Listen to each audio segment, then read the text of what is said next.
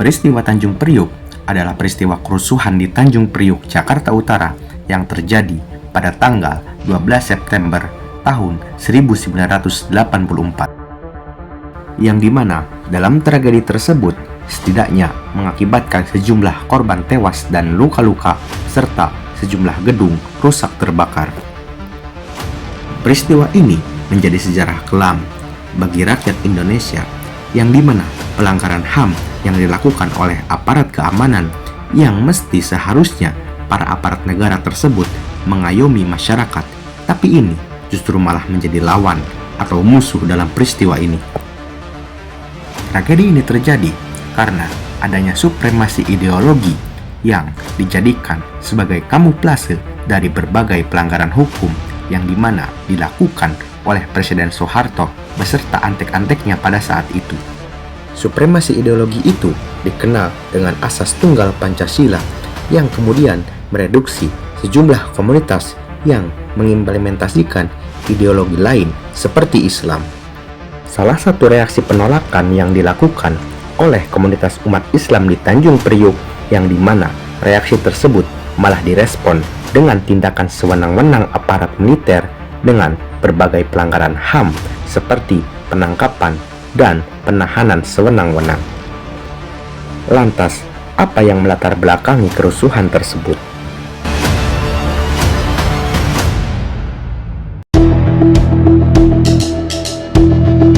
Kerusuhan yang terjadi di Tanjung Priuk bermula dari seorang anggota Bintara Pembina Desa atau kerap kita kenal dengan sebutan Babinsa terjadi cekcok dengan warga Tanjung Priuk pada tanggal 7 September 1984.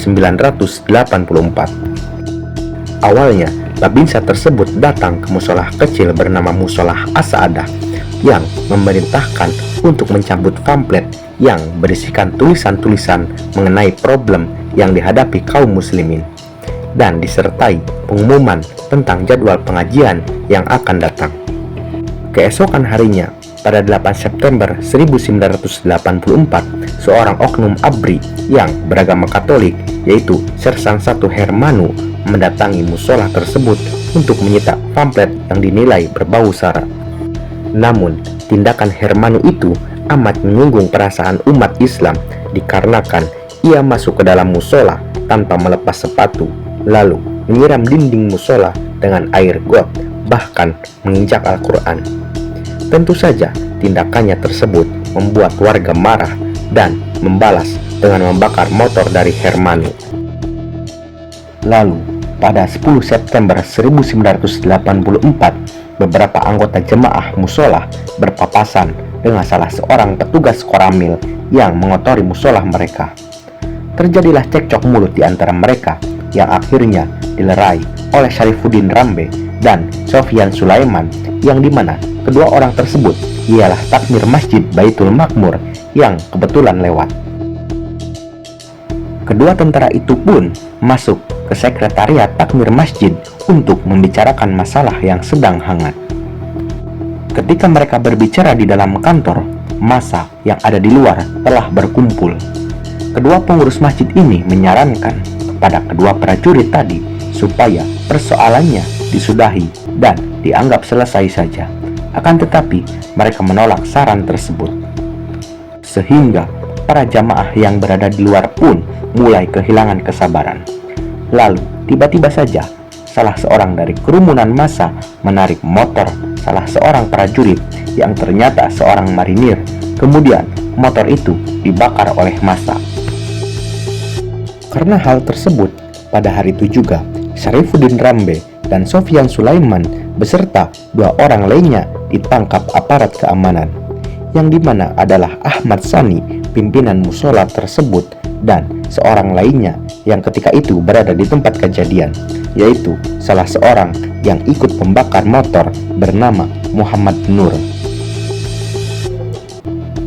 Akibat dari penahanan keempat orang itu membuat kemarahan massa menjadi kian tak terbendung, yang kemudian memunculkan tuntutan agar membebaskan mereka yang ditangkap.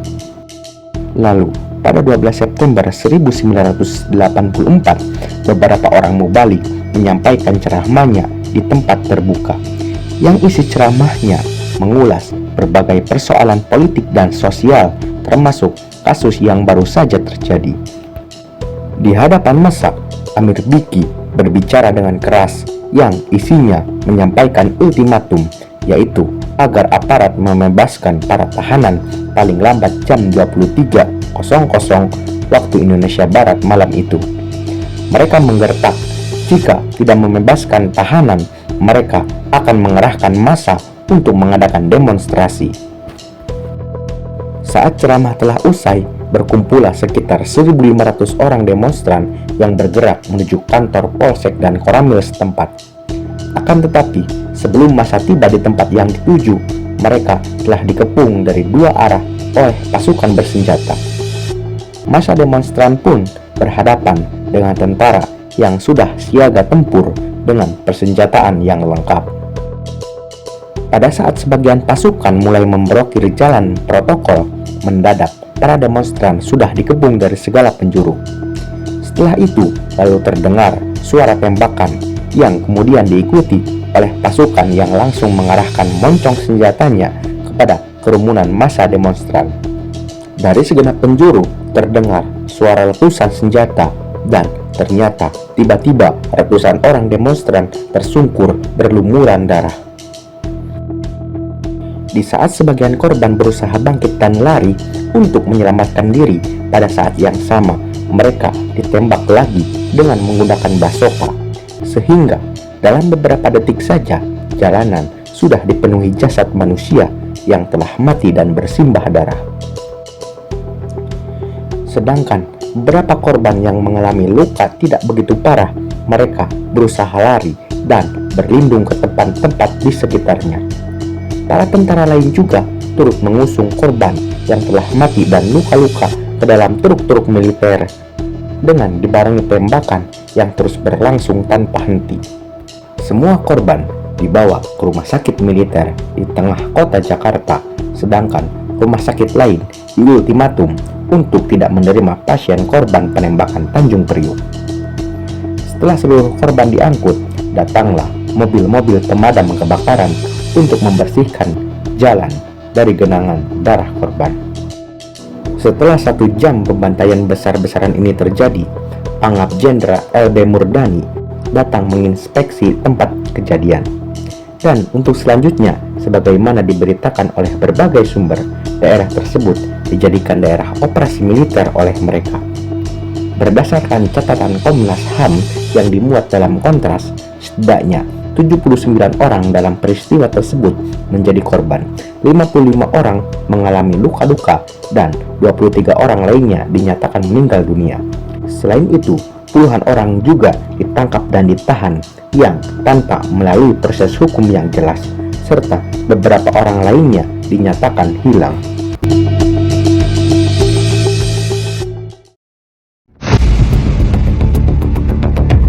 Pembunuhan kilat ini terjadi di depan Mapolres Jakarta Utara yang dikarenakan penggunaan kekerasan berlebihan yang dilakukan oleh regu di bawah pimpinan Sutrisno Masjung dan kawan-kawan.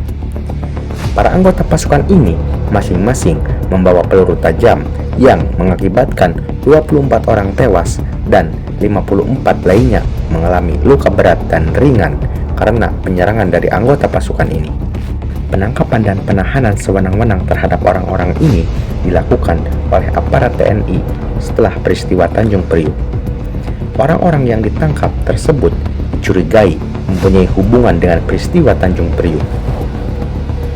Jumlah korban yang ditangkap sebanyak 160 orang, yang penangkapan tersebut tidak sesuai dengan prosedur dan tanpa surat perintah dari atasan.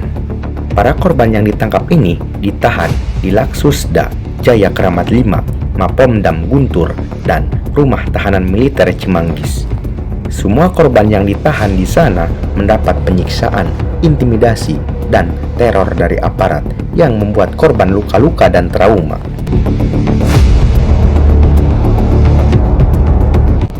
Penghilangan orang-orang atau korban ini didasarkan dari fakta-fakta tindakan para aparat, antara lain lokasi pemakaman bagi 24 jenazah dari RSPAD yang tidak dapat diidentifikasi lalu dimakamkan secara terpisah dan jauh dari lokasi kejadian.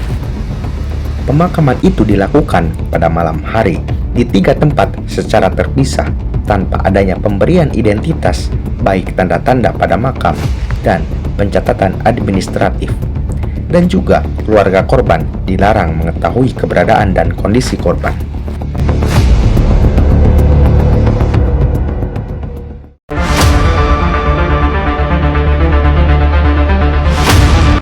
Beberapa saat setelah peristiwa kerusuhan di Tanjung Priuk, 4 tersangka yang ditahan pada 10 September 1984, mereka mulai diadili oleh aparat keamanan.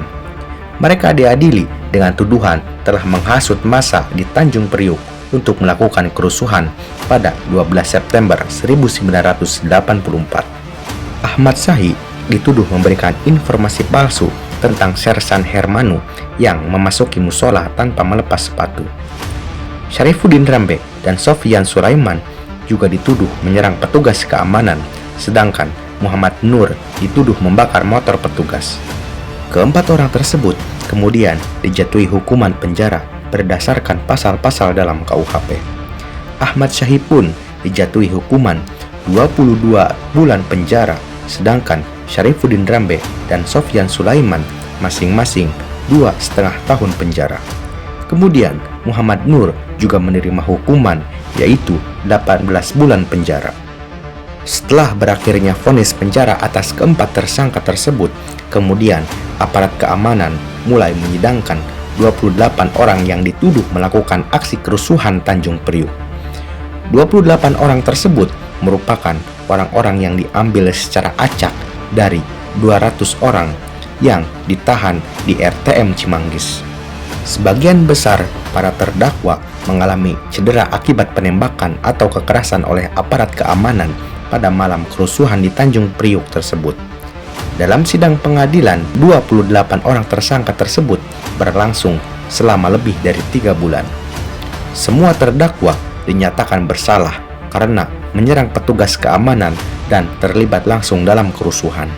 Disebutkan oleh jaksa, mereka terbukti membawa senjata tajam dan bensin untuk membakar. Mereka juga mengabaikan tembakan peringatan oleh petugas, melempar batu, dan memukul petugas. Mereka juga dituduh telah memprovokasi massa untuk terlibat kerusuhan. Oleh karena itu, pengadilan menjatuhi mereka hukuman penjara antara 1 sampai 3 tahun. Aparat juga menangkap beberapa aktivis yang dianggap menghasut massa atas terjadinya kerusuhan. Salah satunya adalah AM Fatwa yang ditangkap pada 19 September 1984. AM Fatwa ditangkap karena dituduh melakukan diskusi tentang peristiwa Tanjung Priuk. Dia juga mengeluarkan lembaran putih yang isinya kronologi kerusuhan di Priuk yang berbeda dengan versi pemerintah. Pada persidangannya, AM Fatwa dijatuhi hukuman penjara 18 tahun karena terbukti melakukan tindakan pidana subversif. Selain itu, beberapa penceramah yang datang dalam tabligh akbar di Tanjung Priuk pada malam sebelum kerusuhan juga dihadapkan di persidangan. Tanggal 20 Juli 1985, pengadilan mengadili Salim Qadar dan Yayan Hendrayana. Keduanya dituduh melakukan ceramah yang isinya mengkritik pemerintahan Orde Baru beserta para menterinya yang dianggap gagal dalam mengatasi krisis ekonomi. Ceramah-ceramah mereka juga dituduh sebagai bentuk provokasi masyarakat setempat untuk melakukan kerusuhan. Setelah melalui proses persidangan yang cukup panjang, aparat militer yang terbukti bersalah juga dituntut kurungan penjara selama 5 hingga 10 tahun. Majelis hakim juga memutuskan kompensasi sebesar 1,15 miliar yang harus dibayarkan negara kepada korban atau keluarganya. Akan tetapi, beberapa dari para tersangka tidak terima dengan keputusan pengadilan. Mereka kemudian mengajukan pembelaan dengan alasan tidak bertanggung jawab terhadap peristiwa Tanjung Priuk. Pada Agustus 2004, mantan Kepala Polisi Militer Kodam 5 Jaya, Maijen Pranowo, dan mantan Kepala Seksi Operasi Komando Distri Militer 0502 Jakarta Utara, Maijen Sriyanto, divonis bebas setelah dinyatakan tidak terbukti bersalah melakukan pelanggaran HAM berat. Dan beberapa anggota prajurit juga hanya divonis 2-3 tahun penjara. Dari semuanya, hanya Maijen Rudolf Butar-Butar yang divonis 10 tahun penjara. Korban dan keluarga korban tidak menerima keputusan pengadilan atas dibebaskannya beberapa aparat keamanan yang seharusnya bertanggung jawab atas peristiwa Tanjung Priuk. Meskipun pengadilan HAM ad hoc untuk kasus Tanjung Priuk telah berakhir, akan tetapi keluarga korban Tanjung Priuk dan korban pelanggaran HAM lainnya bersama dengan aktivis lembaga swadaya masyarakat terus menyerukan keadilan kepada pemerintah.